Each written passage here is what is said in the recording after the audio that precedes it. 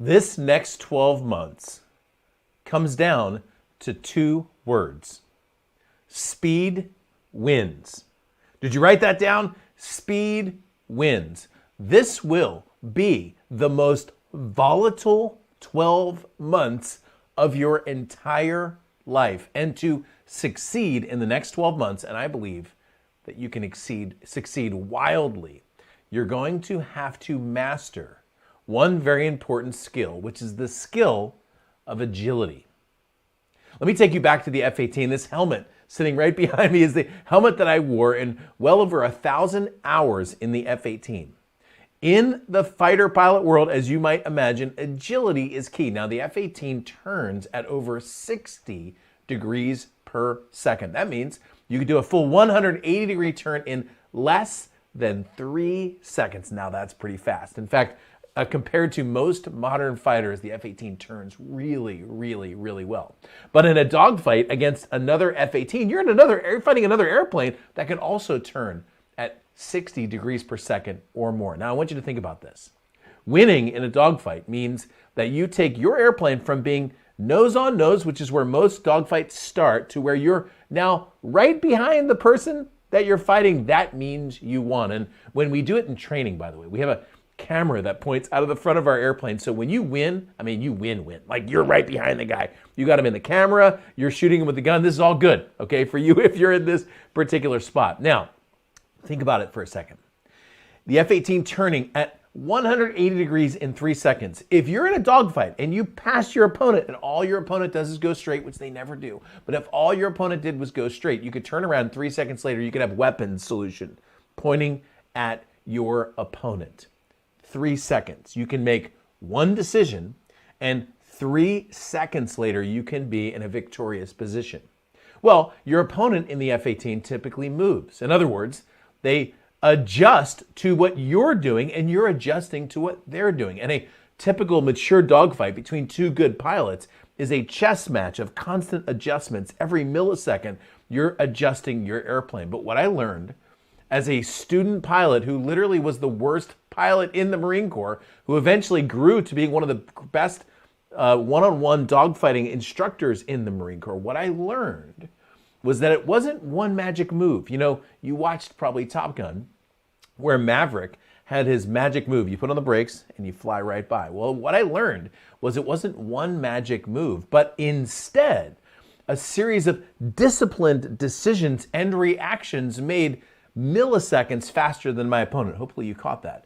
A series of disciplined decisions made milliseconds ahead of my opponent. What I realized is I couldn't make a decision 3 seconds earlier, because if I did that, I would win, but my opponent knew that I would be doing that. But I could typically make 3 decisions 1 second faster, or 6 decisions a half a second faster. And if you do the math, that's 3 seconds. Because all I needed was a 3-second advantage to go from neutral to winning in a dogfight. And that philosophy, that strategy of quick thinking and agility led me to being the #1 instructor in the Marine Corps for 1-against-1 dogfighting.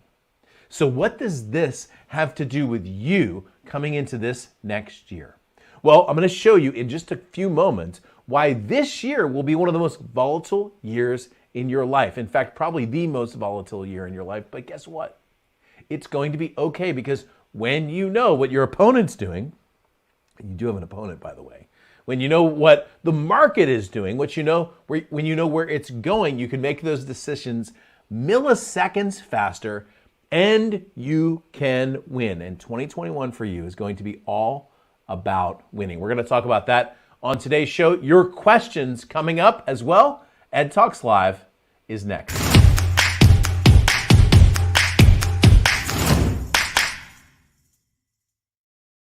Hey, what's up, party people? Welcome to the house. My name is Ed Rush, 5-time #1 best-selling author, your host for the most positive place on the planet for insanely implementable ideas. We're going to talk today about your questions. I'm going to open it up for live Q&A. You just put your questions right into the comment section on Facebook or onto YouTube. And I already have a question that came in earlier before the show from David regarding gear. And I do want to thank David Stoll, who came in and said, wait a second, as me anything. My original, when my team and I wrote this description Underneath in the YouTube description, it said, "Come as me anything." I really was not intended to be like a mystery. It was just a misspelling. I missed the K. Okay, so it's come ask me anything. So thank you for that. Good morning, Barry. Good to see you as well. I've got something, Barry, you can help me with today. I'm going to be talking a little bit about gear. Good morning, Wendell Bugs. Good to see you, Mike Toy, as well. Hey, Roy, the today's show is all going to be answering questions that are just put into chat. So I'm actually working on an option where you can call in, but I don't have that available right now on the show. So today's wide open question, your opportunity to ask me any question that you want about your life and business. Now's the time to do it. Put it right into chat. If you're on YouTube on the right-hand side, if you're on Facebook, that's right below you. Typically in the chat section, I will answer any question on any topic, by the way, but there are some topics that are probably better to ask me, like branding, positioning, marketing, getting your book done, getting your message out there, getting your speaking message out there if you want to. Listen, the speaking world has changed quite a bit this year, and I'm looking at maybe putting together a course in the spring on how the digital world has completely transformed speaking and how to use that right now. Hello, Anita. Good to see you as well. Always glad to have you here in the show. All right, so today is the Ask Me Anything show. Now's your opportunity to jump in, ask your questions in chat. I've got at least one in there right now. I will tell you typically the way that this show works is there's like one question in the first 20 minutes, and the last 40 minutes there's like 10 questions, and I run out of time by the end of the time. So if you've got anything that you want to talk about, any questions about maybe what's going to come up in 2021, positioning or branding or marketing or social media or what platforms to use, or anything like that. I'm even happy to take a look at your social media platforms. If you want me to give you a little live critique, I'd be happy to do that as well. Now, so thank you, Mike. I just saw your story as well. That was very, or your question as well. Your story, it's Mike's story is his name. Okay, now, so before I jump into the first question, I want to leverage a little bit what we talked about in the introduction. I said something that hopefully you wrote down. I said it twice. I said 2021 is going to be the single most volatile year of your life. In fact, the next 4 years, if you've been following me, are going to be 4 fast-moving, volatile years. And if you follow the news, like most of us do every once in a while, you'll see like every day there's something new. I mean, every day, like yesterday, as we're recording the show, the electors voted in all the states. But of course, in Maryland or in Michigan and in Pennsylvania and in Nevada and Arizona, a separate set of electors also met because of all the lawsuits and the challenges that are going on. And there's significant discussion right now about all the fraud and all the things that are happening in the news. Well, this is changing on a daily basis, and you don't have to be connected to the news, but you do need to be connected to the news as it affects your business. You need to understand the financial picture of the world. I'm going to get there in just a second to show you why this year is going to be so challenging, but also why there's going to be so much opportunity. And if you're a person who writes books, or you do consulting, or you're a thought leader, you create online products, or you want to build a following, this is your year. I'm telling you, this is the biggest opportunity that you've seen in a lifetime for you. But before I do that, I want to just jump up on the board real quick, and I want to share a little bit more of an explanation of something that I said last week. Last week, I said this year is going to be a financially volatile and challenging year, okay? And I said there were some reasons for that, but I want to give you a context, a little bit of a wider base of a discussion for something that I covered. I got to get rid of this. Hang on a second. I'm sitting there talking. I got my logo over my head. All right, so I want to give you a larger context for what's happening right now in the financial world and how to understand what's coming down the pike, okay? So right now, as you can imagine, our national financial picture, despite what you might see on the news and despite what's happening with the stock market, is not looking good. That's because we have had decision makers on both sides. I'm not blaming one party. I'm actually blaming both of them. I've been outwardly critical about financial policy here in the United States for about the last 10 years, okay? So this is nothing new. This has nothing to do with the Obama administration or the Trump administration or any future administration. It's just simply financial policy. Now, what we've done, if you take, for example, this, and then this is time, all right? So let's say this is 2010, and let's say this is 2020, okay? And on this axis, if you put money supply on this axis, all right, there is a there's, for example, a fixed amount of gold in the world, roughly. I mean, we're still mining it, but there's a fixed amount of silver in the world. There is not a fixed amount of American dollars. The reason for that is because the government, as you know, at any given time can simply just produce money to do whatever they want with it. They can buy military supplies, they can pay their employees, they can use it to pay off debt. Now, my opinion, and this is truly my opinion only, and again, if you just joined us, this is the Ask Me Anything show, but I'm going to be showing you some ideas on the financial world as to what's happening and how you can begin to leverage this.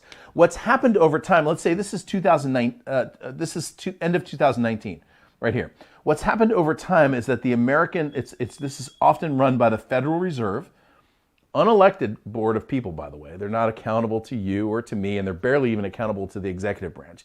What's happened since from 2010 to about 2019 is a continual increase in money supply. The financial analysts call this quantitative easing, or QE, okay? So quantitative easing.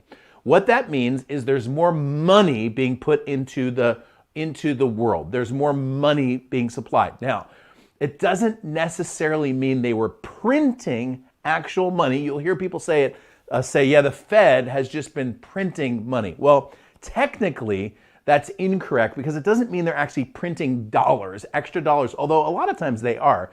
What it often means is that they're putting more money into supply because of their ability to leverage that money. Okay, so let me explain what I mean by leverage that money. Let's say you have $10,000 in the bank at Chase. Well, Chase can take your $10,000 and they can lend about $100,000 with that $10,000 because their reserve requirement, they don't have to have the whole $100,000 to lend it. They can just electronically lend your $100,000, your $10,000 into $100,000, and that 10x's or 10 times the money supply, okay? So one of the ways the Fed does it is by maneuvering interest rates down, which is what they've been doing over the last 10 years, which will increase money supply. Now, if you have, let's say inside your bank account, all right, you have, let's say you have $100,000. All right, so imagine that you have $100,000 sitting in your investment account, your bank account, or maybe just as equity inside of your home. If, for example, the government takes and increases money supply, let's say that the money supply over 10 years has increased 20%. Okay, what happens is this money that you have is now less valuable by a factor of 20% because there's more money out there, okay? So technically what happened is you just lost $20,000 because your $100,000 only buys now $80,000 worth of good. This is called inflation. So anytime you put money into supply, what ends up happening is inflation. Now, inflation is like a bad diet, okay? So if you start drinking massive amounts of alcohol, okay, and you just start shoving cookies in your face and cake and pie, okay, and you just engorge yourself with food, what happens, like, you don't just eat and drink all day for a week and like tomorrow you're 500 pounds. It doesn't happen that quickly, but it does happen slowly over time. And if you're in the world where you're trying to lose some weight, like, you know, if you're trying to like I'm trying to like get a little bit back in shape, right? Most of the people I know are like, hey, I just want to lose an extra, you know, as well as I do, you don't just wake up in the morning, go for a jog and you lose 10 pounds. It happens slowly over time. Okay, so inflation adjusts slowly over time. The value of your money begins to adjust slowly over time. Now, check it out. In 2020, this is what happened to money supply. Boom. Did you see that? It went up by a factor of 51%. If you're not starting to get a little upset now, you should be, okay? Because what just happened in the last year, because of the government stimulus packages combined with the Federal Reserve leveraging or multiplying that money, is you lost $50,000 of value on your money, okay? All right, now I'm like, gosh, man. Now you can see potentially why I've been outwardly critical, okay, of, for example, like when the government started dumping money into the PPP program or into loan programs or into just sending people money, right? So you saw both sides are like, we need to pass this $1.5 trillion stimulus. We've got to really help Americans right now.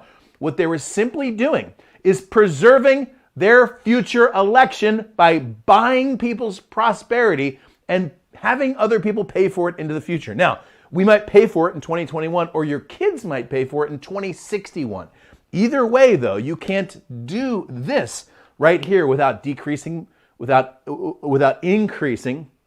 inflation while decreasing the value of money. Okay, now check it out. The solution to this is the Federal Reserve, this unelected board, okay, has to now raise interest rates and decrease the supply of money, right? So interest rates are very low right now because the Federal Reserve has kept interest rates very low. But to slow down this inflationary growth, what they have to do is increase interest rates. The problem with that is the moment you do that, you pop 3 or 4 bubbles that are all happening simultaneously. And I know I'm going deep on some of this financial stuff, but this is actually very important for you to understand.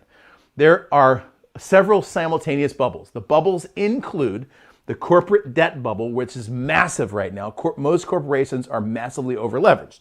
Individual debt, which is extremely high right now for obvious reasons. And student loan debt, which is also very high. And then finally, you've got the mortgage, okay, over-leveraged, overvalued mortgage. And all 4 of those things, when the Fed begins, if they try to decrease money supply or increase interest rates, all 4 of those kick in at any given time. What this spells nationally for our economy, someplace here in the future, is a near explosion. Okay, now, why do I tell you all these things and explain all these things now? Well, the first thing is you should look into the future and know that this is a very likely scenario. I can tell you with 100% certainty that what I just described is going to happen, okay? You can't drive your car off of a cliff and expect at some point that it's not going to fall all the way to the bottom of the ditch, okay? And we're about at the point where the 2 wheels have just gone off the cliff. It might feel like we're still driving straight, okay? So this is going to happen someplace into the future. This is going to create massive uncertainty, okay?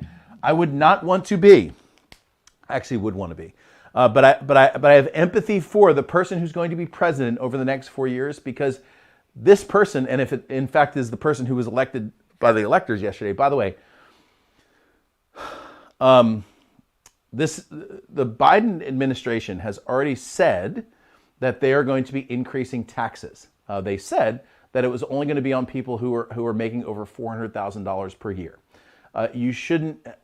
All you have to do is have studied American politics for the last 10 years to understand that that is not true. Okay, there are about 200 ways that governments can tax you: sales taxes, excess taxes on gasoline. There's taxes and fees.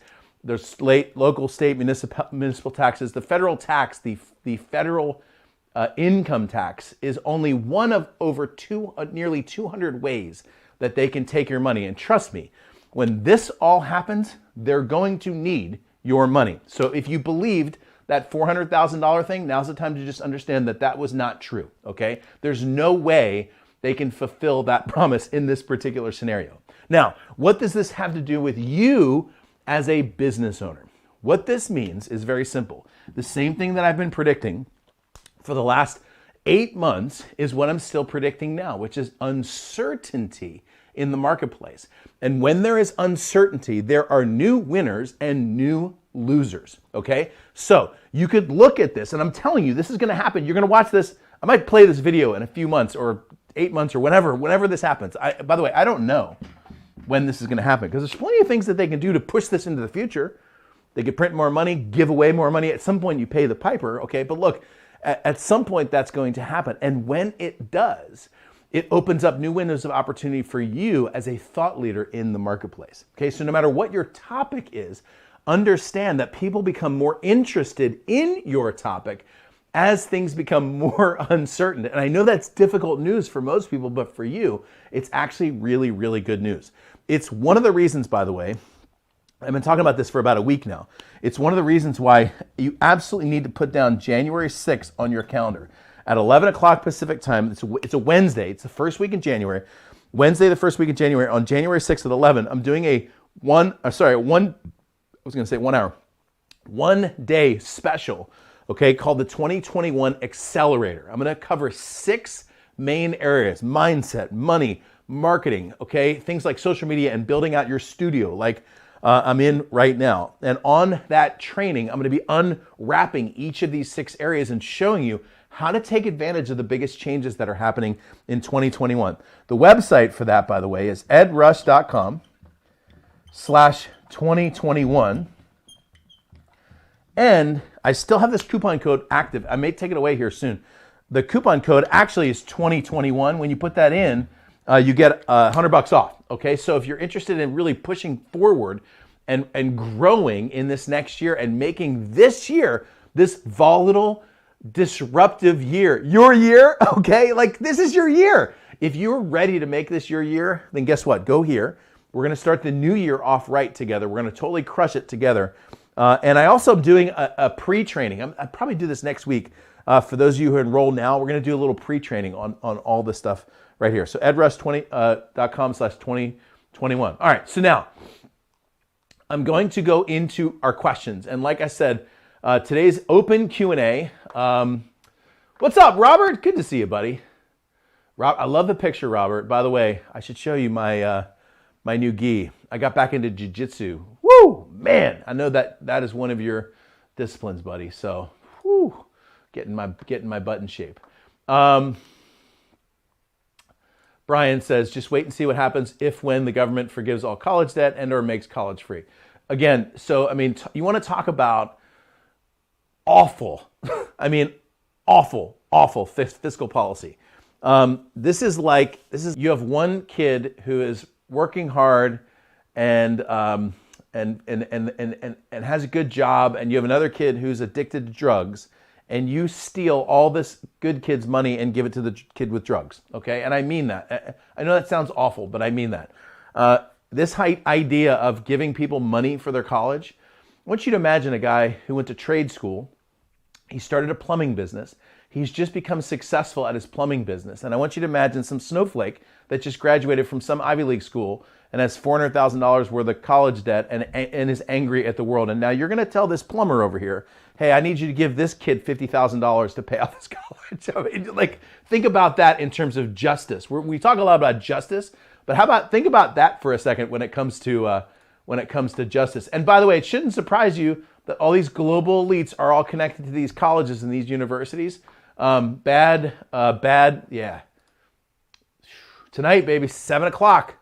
I started taking boxing too. Oh man, I'm just trying to get the whole thing in shape. 2021, I'm telling you, this is the year. All right. So anyway, edrush.com/2021. Use coupon code 2021. And I don't even get me started on the whole paying off college thing. They did a survey. I love this survey. So they went to a bunch of college kids and they asked them on a scale of 1 to 10, how much do you believe in the concepts of socialism? And most of the college kids were like 8, 9, 10s, big on socialism. Then they asked them a follow-on question. They said, could you help us with your ideas on this scenario? You're taking a class at college and you're working hard at your class. And the teacher decides that the teacher's going to take all of the grades and average all the grades and then give you the average of everyone else's grades. So you get the average of the person who doesn't work hard at all, and you get the average of the person who really does. And all the college students were like, but that's not fair. and then the person was like, so what do you think about socialism? So they didn't like it when you took somebody else's grade, took their grade and gave it to somebody else. That wasn't fair. And so just remember, socialism is like your college roommate who eats all of your ramen noodles and then blames you because you ran out. All right, that's the best way that I can define socialism. All right, so I'm taking your questions today. Today is the Ask Me Anything show. I wanted to start with this because it's just... And by the way, it's not this last administration. This has been happening for like the last 25 years, okay? Let me show you 2 charts real quick that I pulled up. First, this one right here is the blue line is the yellow line is the money supply. It actually mirrors what I just wrote up there on the board. And you can actually see the stock market actually follows that pretty closely. So think about this for a second. If money supply goes like this and the stock market goes like this, you didn't make anything. If, let's say, money supply goes up 51% and which it did, and you made 51%. Most people would be like, man, I made 51% in the stock market. I had a great year. Well, if they do this, okay, if this happens, you made zero. Because the value of the money all it did was keep up with inflation. Now you want to know something really nefarious? This one will start to make you mad if you think about it, okay? Let's say you have a house that you bought for $100,000 back in 2008, okay? And you sell that house for $300,000 in 2020. If this is not your primary residence, you pay capital gains taxes on $200,000. But during that time, they may have inflated money enough that all this was inflation right there. They still charge you interest on the inflation. You pay this. You pay this 15, 25%, whatever the capital gains is. You pay capital gains on this, not your primary residence, any other investment property. You pay that despite inflation. Look, I'm just telling you, they rig the rules so they take your money. All right? Yeah, I'm serious. You want to get me, I know this is the most positive place on the planet for insanely implement. You want to get me going, start talking about how governments manipulate money, okay? There is an inner circle. There is an inner circle, and you and I are not in it, okay? Some of the biggest companies in the world grew their the top 5 billionaires in the United States grew their net worth by over $1 trillion combined in 2020. Okay, while you and I were getting PPP money and trying to struggle it out. Oh man, don't get me started.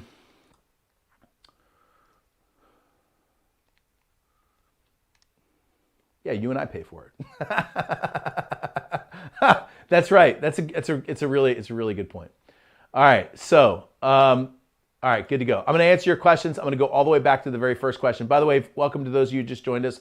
My name's Ed Rush. This is the Ask Me Anything show. And we haven't done one of these for a while, so I thought it would be fun to just come on and answer your questions. Throw your questions in the chat as usual. I got like 2 questions in the first 20 minutes, and now boom, all the questions just kind of come in. So I'm going to jump in and answer all the questions that I have time to get going. The first one, though, is David Stoll has 2 questions. You hinted at new equipment. What has changed with your microphone, cameras, lighting, mixing, etc.? When you have out-of-sync audio, what do you do to fix it? All right, I'm going to answer the first one. The second question, my experience with the out-of-sync audio is that it's because your audio or your video is going through something before it comes into your computer. So if you have some sort of video processing board or something like that, sometimes that will slow the video down. Where your audio may be connected directly to your computer, the video might slow it down. Now, as for the first question, I will just tell you, I'm going to go deeper on this, David, this week. In fact, my weekly flight brief this week, 90% sure that it's going to be about the studio and the setup in the studio, okay? So I've grown over the last year. You've seen the studio change. Like I thought I had the video for my first episode on here. I don't have it anymore. But I showed last week the video of my very first episode and how it's changed since then. And I'm going to give you a quick overview right now of the 4 categories. And then I will just tell you there's 2 things coming this week. Number 1, my weekly flight brief. I'm going to go into more detail on the gear, okay? And I'm also going to create an updated gear list. I have a current gear list at edrush.com/gear list. And when you go there, I'll give you the update afterwards that I'm going to do this week. But I will just tell you that there's basically 3 there's like good, better, and best. And I'll show you what the growth on good, better, best was. What I can tell you as you're watching the show is gone are the days where you could look into your camera on your computer and use that as your primary means of communication. That is not happening anymore. Okay, so if you're still doing Zoom and you're using the camera that's on your computer, for just a couple $100, you can make a very significant upgrade to your home studio, and it will make a huge difference. Okay, so let me just walk through this really quick when it comes to good, better, best. And by the way, there are 4 categories when it comes to what you want to create inside of your studio. So grab a pen and write these down. Again, I'm going to go into more detail on this during my weekly flight brief email this week. Okay, so the first thing is your set. This is actually the set that you're in. So I'm going to switch to this other camera real quick, and I'm just going to show you a couple things about this set. Now, my original set, if you look at some of my old YouTube videos, my original set was actually this wall right here. It was a different color, actually. It was a little darker. color, but all it was a wall. And I was standing in front of a webcam that was sitting on a tripod with the wall behind me. And what I realized when I looked at that is it was very difficult to tell how far away that wall was. And it gave no sense of distance behind me, okay? So one of the very first things I did, thank you to my beautiful wife for her idea here, was to put in these bookshelves. So I actually did, one day, someone was in my office doing some maintenance and cleaning. And so I went up to my wife's area where she homeschools a kid. She had this beautiful bookshelf, and I did this Zoom training with the bookshelf behind. I thought it looked really nice. So I built this bookshelf. I put some stuff that's important to me, my helmet, that little shofar, my book, old license plate. I put some books in here behind me. These are my journals off here to the right-hand side. And built this studio set behind me. And the first thing is, this behind me set right here gives depth, okay? It gives you the impression that there's something here a little bit farther behind me, but it's easier for the eyes to be able to focus on what's happening in front of them when there's a little bit of depth, okay? I'm gonna get to the lights in a second and show you why this is important, but the set's important. Now, you might not have a bookshelf behind you, but you certainly have maybe a clean little corner in your house someplace, or a nice wall that's got some pictures that are important to you. By the way, the pictures, you can see this picture right here. All I did was just remove the glass on the front of that picture, because with the glass on there, it would reflect quite significantly whatever the lights were doing. And again, I'm going to get to the lights here in just a second, okay? So something behind you that provides a little bit of depth is actually important, I think, for your set. One of the biggest no-nos is to have a big light behind you. So if you've got a window or some light behind you, that's got to go. I have a window actually right here. This window has full blackout curtains pulled down right across it, because this natural light would cause an issue with me balancing all of the other lights, okay? So windows are a problem. And then clean up, okay? Like, my office is not like the cleanest office in the world, but I don't have like a big mess behind me, okay? So make sure that there's not like stacks of books or papers all piled up behind you. I've literally seen people like cats walking behind them on the mantelpiece or whatever, like some sort of weird Halloween horror movie or something like that. So just create something professional. You don't need to put a lot of money into it. Sometimes it's as easy as just putting your own book, a couple of your own books behind you on the set. I'm going to give you a little tip on the books, by the way. See how I've got this book where the pages are kind of rolled up right in here? Check that out. You roll your pages of your book up to create this little triangle right here, and boom. Then your book can stand up all by itself. All right? So that's the first thing, is the set. Let me go back to the other three, and then again, I'm going to go a little more detail on this week. The second thing are the lights. Now, when I think of the lights, I actually think of two things. Barry, who's in chat right now, the other day, Barry, you mentioned 4 things about lights, and I would love for you to put that into chat, because what you said was better than what I said, but I'm just going to tell you what I do when it comes to the lights. The lights are back. It's just back and front, okay? So I have a set of lights. For example, this is a light right here that you can actually see right behind this screen. I have a set of lights, 1, 2, 3, 4 lights that go into the bookshelf. You can see there's a lot of stuff that's on the bookshelf, and it can be pretty shadowy unless it's lit up. Okay, so the background is actually lit. Now, and then the foreground or the front is actually lit. So for example, right here in the front, I'm looking at 3 lights that are just basically sitting right here around me, and they're generally, not fully, but generally pointed at me. And that way you see like one side isn't like super dark and the other side isn't like super light.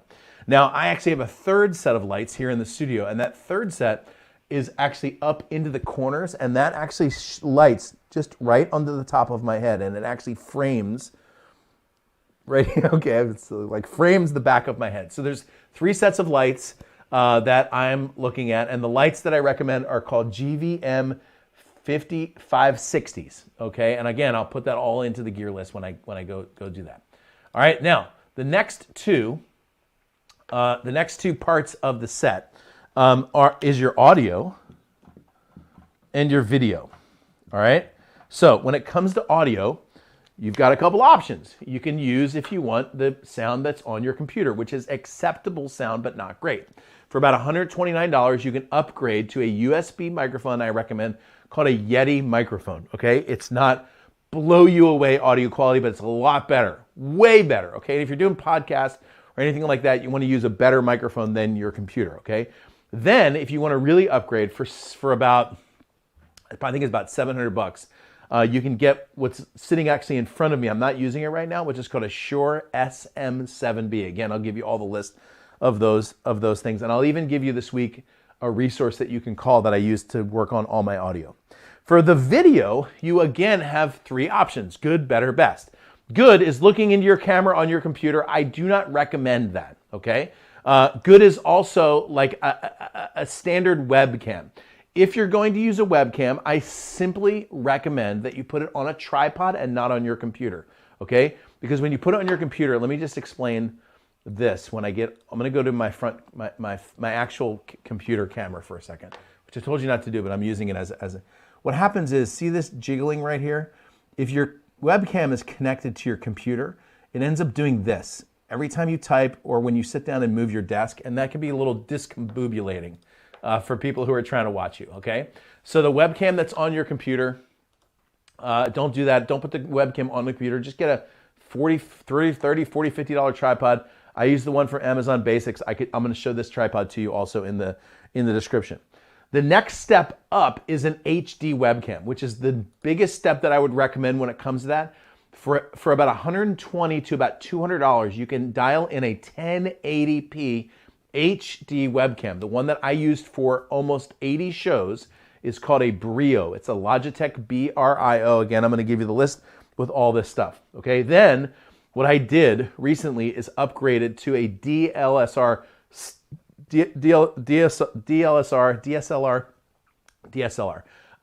style camera. It's not actually a mirrored camera.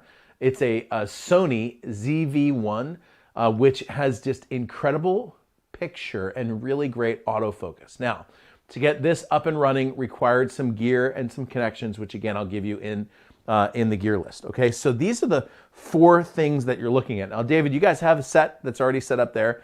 The way that you can improve it is with some lighting. Not too much, because too much lighting, you look like a ghost, okay? But too little lighting or the wrong color lighting, you look like an orange on a toothpick, all right?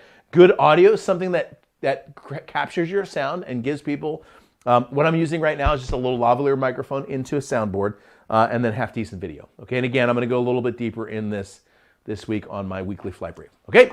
So hopefully that was helpful for you on the questions. I think I'm gonna jump into the chat because I think Barry, good. Thank you, sir, I appreciate it. Barry says, key 3-point lighting, key lights, fill light, backlight. 3-point lighting minimum for no shadows. And I think those are the three that I mentioned, but if I missed something, let me know. So backlight's on the back. Let's do this. Backlighting is on the wall. The fill lighting, the key lighting is on me, and the fill lighting is coming this way from the back, right? Did I get that right? So Wendell, I think, so I'm not a big fan of the green screen unless you have really good green screen, okay? So if you've got a good green screen, it should be an actual green screen that's very flat, okay? And you should be wearing contrasting colors. So like not a green shirt. What I see a lot of right now on Zoom is people on kind of a crappy like looking background green screen, and then their head is all like it looks like they've got some sort of like electronic, Jedi halo thing going on around their head. If you're going to use green screen, make sure it's a nice clean green screen and it doesn't have that weird electronic processing behind you. I just prefer to have a nice set sitting behind you that's clean, okay? All right, now into some more of the questions. I'm going to go through, we've got, 20 minutes or so. I'm going to answer any of the questions that you have, and then we're going to wrap it up. All right, so let's see. Mike Toy said, what is the hardest period of your career and how did you bounce back from that? I'm just going to skip your question, Mike. No, I'll answer your question. All right, so I can't think of one, man. I mean, dude, I can think of like 10. Wow. I mean, so when I started in business, one of the very first things that happened to me in business, I created this product. I'll tell this story. I created this product for people who wanted to be fighter pilots. And I started making money with this thing. In fact, it started growing into an almost six-figure business by the time this story happened. And then one day I got a new customer, and the new customer, I had a little form on the thing that said, where did you hear about us? And he said, oh, I heard about you at this forum. And he put a link to the forum that he went there. And I thought, oh, great. I'm getting free advertising. I went over to this forum. It was already 4 pages long. It was a bunch of anonymous fighter pilots, or anonymous Navy pilots, actually, is what it was. Not fighter pilots. And what they were doing was making fun of me. And it hit me hard, man. It hit me like a ton of bricks. I had never been criticized like that. And I certainly hadn't been criticized like that by anonymous people. And I don't know if you've experienced this before, but like when you write a book and then you get your first like 1-star rating, it hits you hard. It hits you like, boom, oh my gosh, why would this person do that? And so I remember there were several nights in a row that I actually couldn't sleep. I was just thinking about, oh my gosh, why would these people do this? And I got in and started like arguing with them at one point, and it didn't turn out very well. And it was like in the middle of the night, and I remember thinking to myself, you know what I'm going to do? I'm just going to put all this stuff up on a website, and I'm going to give it away for free. Which, by the way, would have been one of the worst decisions I ever made. And thankful to my wife who talked me out of that. And I pushed through that. But Mike, it was that moment for me that began to create what I'm still working on, which is an immunity to criticism. People in your life shouldn't have most of the people in your life should not have a vote. Most of the people in your life do not qualify to have a vote. And the truth is, that's true for some of your family members. But it's definitely true for some of your naysayer friends, or your aunt who said you would never amount to anything, or your family members who make fun of you, okay, or your friends who don't support you. And it's definitely true for those I just use this term, idiots who write you a 1-star review on your really good book, right? But the problem is, as business owners, sometimes we spend more time paying attention to those. So I had a business several years later. It went very well, but it was a very difficult business to run. It was a service-based business where I was helping people grow and build their websites, mostly speakers. And when I started shutting that business down and moving on to something else, one of my key employees, when I was talking to her on the phone, she said, you know, this could have been a really great business, but it was a good business, but it wasn't great. And she said it could have been great if you had spent your time focusing on the people who were successful and thankful, and less time focusing on the people who were upset about things. And what I realized is there's 10 to 20% of the people in the world that are going to be upset no matter what. And I was spending all my time focusing on those people instead of those great people. So I made a decision after that I was going to focus on people who are really making it happen. I cut people out really quickly who are naysayers, who are negative, who bring toxicity into mastermind meetings or into events, okay? But if you're the kind of person who's a go-getter, you're welcome in this community. You're going to grow. And that was really, I think, one of the most, there were a lot of them, but that was definitely one of them. Okay, Anita asked a question, so let me just jump into this real quick. For those of you who just joined us, my name's Ed Rush. This is the Ask Me Anything show. Just going through some questions that I'm getting in chat. Some really, really great questions, man. I love it. Thank you, Anita, for your question. She says, I once heard you say that a pros and cons list for decision-making isn't a good idea. So let me just explain what I do when it comes to decision-making, Anita. And I don't, the reason I don't do pros, my wife loves pros and cons. So everybody thinks differently, and I'm not saying don't do that. What I find though is sometimes there's not enough weight on things like pros and cons. So let me just tell you how I make business decisions. It's just a very, very simple little template or matrix that I use to make business decisions. It should be able to help you as well. So let's say I have 4 different ideas, or I have 4 different opportunities, okay? That are sitting in front of me. Somebody wants to do a project with me, or a new business, or a big consulting deal, or something like that. Okay, and I've got 4 of these together, and I know that in business, a good idea is a good idea, but 4 good ideas is a bad idea. So I can't do all 4, but I'm going to focus on maybe 1 or 2 of these. The way that I typically do this, okay, is I make 4. There's 4 columns. Column number 1 is the idea or the opportunity. Column number 2 is how much money do I think I'm going to make with this. Column number 3 is how excited am I, or how enthusiastic am I about this particular product. And then column number 4 are the totals, okay?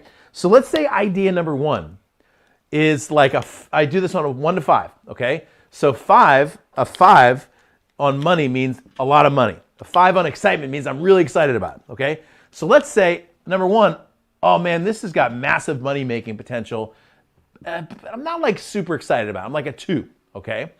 Number 2 has pretty good money-making potential, and man, I'm super excited about this. That's like a 4, okay? Number 3 has got pretty good money-making potential, but I'm not excited about that at all. And number 4 has like barely any money-making potential, but boy, I'm super excited about that, okay? What I'm going to do now is I'm going to take these numbers and just multiply them. So I've got a 10 here, I've got a 16 here, I've got a 4 here, and I've got a 5 here. And I'm like, well, that's pretty easy. I'm going to do this one right here first because I'm pretty excited about it and it's got a good chance of making money. But this one with a lot of money and a little bit of excitement is down there at a 10. That's number 2. It moved to number 2 because of the money-making potential, but it's not at number 1 because I'm really excited about this. And I've woken up in the morning far too many times with a business idea that I've already implemented, and then I wake up and I'm like, oh my gosh, I can't believe I got to do this, okay? And there's some things that I really like to do. Like, for example, this show that we're doing right now, I love doing this show.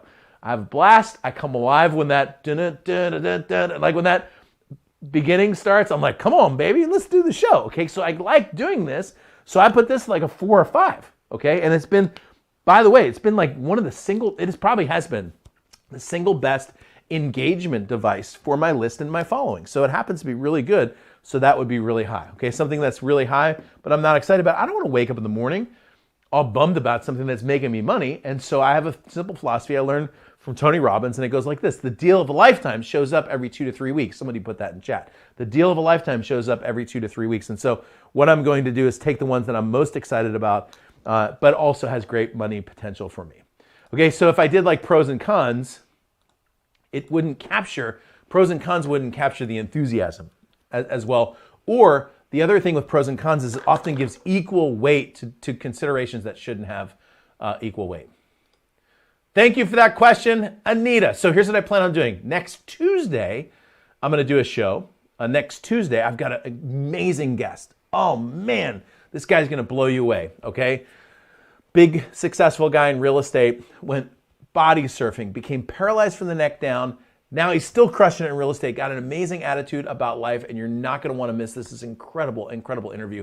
And by the way, thank you for asking the question. On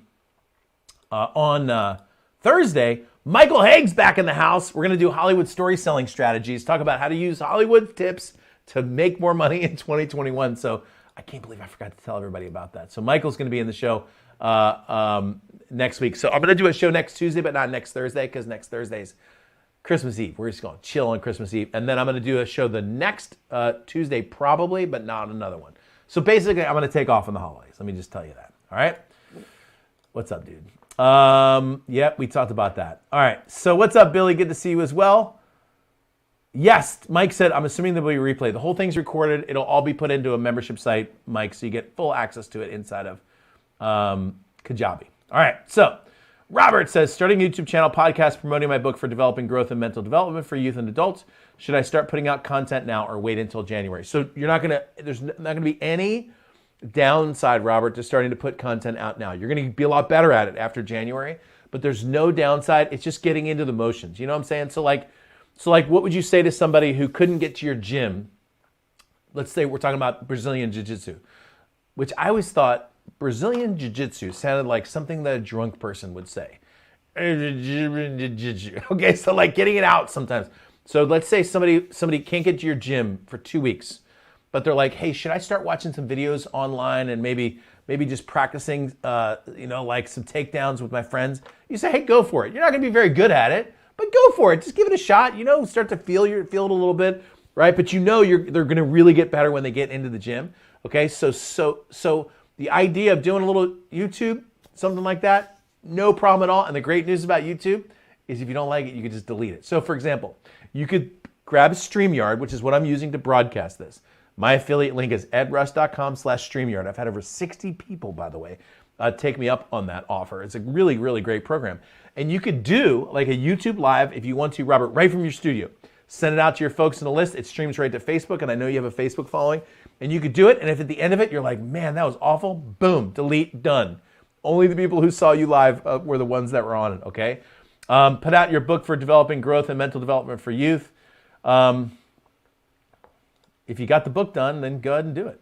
But so you ask which one to do first. If all things being equal, the book's a great idea, by the way, but the YouTube thing happens faster. I would just give it a shot because, again, you're gonna have better questions on that platform once you've done it. All right, no reason not to. Just give it a shot. What's up, Robert? Good to see you as well. Brian says this is what happens when people can't manage their own personal finances and manage finances and manage money for the government. Thank you, my friend. I did change the background. I put my old Corvette. I sold the Corvette. That's my old license plate for the Corvette, Deuteronomy 8:18. No, the lighting recommendations stay the same, Brian Jones. Thank you for asking that question. Okay, lighting. Okay, key light on the left pointing at you. Fill light on the right side pointing at you. Backlight pointing at back of your head to give depth. That's this right here. Boom. All right, cool. I put, let me see if I can do that. I'll do this with this camera. I'm going to show you this. I got to move my computer. Okay, so see this right here, Brian? If you look, that's the corner.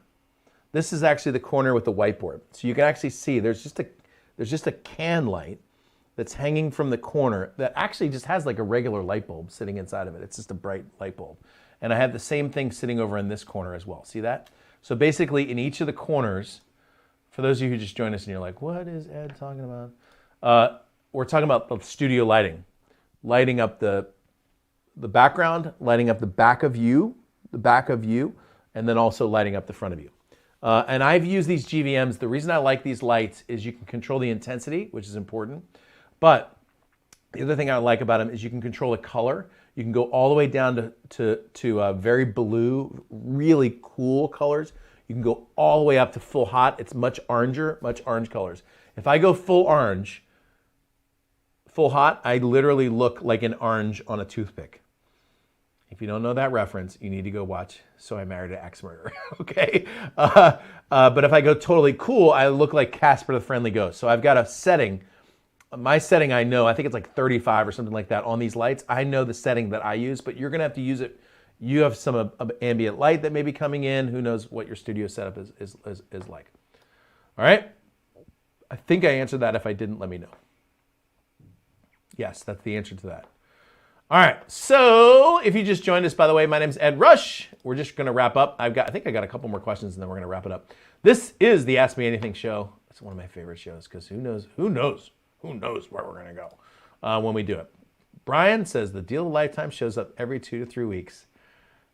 Let me just tell you that that philosophy has really, really helped me. I used to be one of the biggest threats. I'll wrap up today's show on the whiteboard, and I'll do this because this is really important. This actually factors into what we just talked about here, Anita, as well. One of the biggest threats to you as an entrepreneur is called fear of missing out. Somebody calls and says, hey, I've got the deal of a lifetime for you. You're like, that's cool, but I'm going for a walk with my kids. Sometimes you need to be less excited about the things that are coming your way and sometimes more excited about the continuing of things that you've been doing before. Just understand that if you're an abundance-minded person, there is an abundance of ideas and there's an abundance of opportunities, okay? And it's okay if you pass on something, okay? So sometimes you'll be presented with something and you're like, this is such a great deal, but I don't feel great about it. Anita, I'll just end with this way of making decisions. There's basically 3 parts to your decision making when it comes to you. Okay, there's your head. There's your thinking about something. There's your heart, okay? There's this burning hot passion about something. And then there's your gut. There's that feeling right here, okay? Most people make decisions on using one of those 3, not all 3. So most people make decisions with their head. Yeah, it's a good idea. No, it's not a good idea. Or with their heart. You ever met one of those people who it's all about the feeling and the heart but there's no like substance behind it. And sometimes it's just a gut feeling. Someone's like, I got a gut feeling this horse is going to win this race. Okay? When you put all three together, you start making better decisions. Now, I typically include a spiritual component into that, but that tends to end up with the heart. Okay? So, for example, let's say I'm talking to somebody about a business deal and everything looks amazing. It looks like we're going to be making millions of dollars, but my gut's like, nah. That means my subconscious, someplace in here, is saying, look, Ed, you're going to get hosed on this deal, so don't do it. Let's say, man, this is a really great idea and this is a great business, but my heart's not in it. It's not something I'm excited about. You know, I got presented once with a guy who's like, hey, let's do this business and work with doctors. And we would have made millions of dollars, but I wasn't all that excited about it. My heart wasn't in it, okay? Sometimes your heart's not in it. And so what you should do when you're making decisions is line those things up, right? What's good on paper? What feels good right here? What are you excited about? And what's happening in your gut? One of the things that I do with my coaching members is we're feeling those three things out when I'm giving them ideas. So there's times where I'm working through things and I'm like, this is a great idea and this will work. And I can feel the heart's not there. And I go, what's up? What's happening here? And they're like, I just don't. I said, let me ask you a question. A year from now, if you were making $1 million, would you wake up in the morning really satisfied or wishing you were doing something else? And they're like, well, I think I would wish I was doing something else. I'm like, great, let's get to the something else then.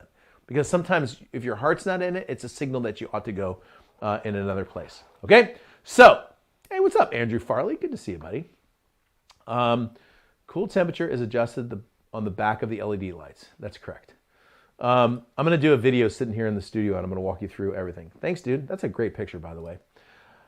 All right, so we are going to wrap up today. Don't forget next Thursday. This Thursday is Hollywood Story Selling Strategies with my man, Michael Haig. You're not going to want to miss that show. I'm going to be sending probably an email out about that as well. It's going to be awesome.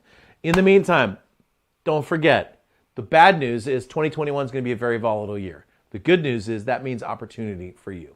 When you take advantage of it, which is what I'm going to help you do. By the way, the website is, here it is right here actually. It's edrush.com/2021. All right, so if you go there, and let me just show you what you get. Check it out. I'm going to pull the website up real quick and I'm going to show you how you can use the coupon code. Watch this. Check it out. Check it out. All right, you should be seeing, oh shoot, sorry. I just showed the whole, sorry, there you go. All right, this is the website that talks about the training on Wednesday, January 6th. The modules are mind control, marketing, time mastery, persuasion, live streaming, and social media. There's a tiny little button right here that says have a promo code. Type in 2021, which is easy to remember because that's the next year. When you hit apply, it turns that into 197, okay? So the website is edrush.com/2021. The code is 2021. I'm going to get rid of that soon. But in the meantime, go ahead and fill that in. Get ready for January's training. And I'm going to record it, put it into a membership site so you'll have it, okay, for as long as you need access to it. All right? So without any further ado, what's going on, Anthony? Good to see you. Thanks, buddy. Thanks for jumping in. Without any further ado, we're going to wrap up today's show. Come back and join us on Thursday. In the meantime, don't forget, now's the time to dial it in, man. The world's starting to shut down. Time for you to step up and make it happen for you this year. I'm telling you, if you want to double or triple your income, this is the time to do it. There's going to be incredible opportunities right for you to take advantage of it, and I want to be your wingman as you make that happen. I will talk to you soon. EdTalks Live is out.